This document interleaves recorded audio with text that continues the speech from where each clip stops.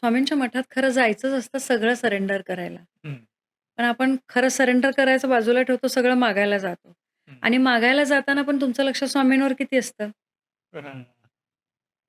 हिने म्हणजे Bing female, हां. हिने साडी कुठली घातली, हिने ड्रेस कुठला घातला, हिने असाच का घातलाय, त्याने तसंच का घातलंय? मग तो हा प्रसाद वाटतोय, तो असाच काय, तो तसंच काय, तिने असं काय? हं, See बघा हे असंच होतं. सो याच्यात चुकी म्हणाल तर हो आपली आहे. पण कारण कली बसलाय ना इथे, राहू हं, आहे ना, हं.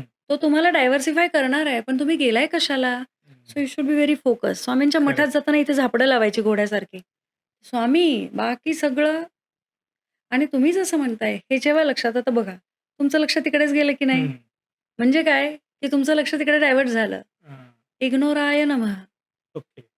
कारण तिथे येणाऱ्या त्या माणसाच्या नशिबामध्ये अजून तेवढे चांगले भोग आले नाहीत, की त्याला ओके. ती बुद्धी व्हावी, की अरे स्वामींच्या दारात येऊन तरी नीट बोल, हं. नीट वाग, नीट प्रेझेंट कर किंवा हे कर. हे त्याचे भोग आहेत. त्याला आपण नाही करेक्ट. काही करू शकत. हं.